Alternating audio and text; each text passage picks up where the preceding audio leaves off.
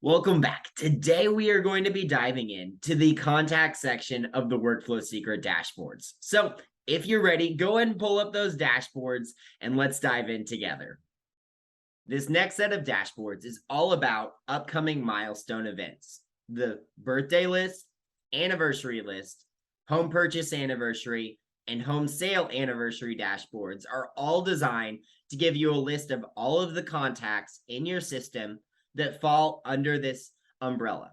For the upcoming milestone events on the top right-hand side, you can sort by any of the months for any of those leads to know when those events are coming up. That way you or an assistant or possibly your favorite team member can send out a card, a gift, or maybe a celebration package to really start to grow that relationship with all of the different contacts in your database and really sell that custom experience that you're looking to provide.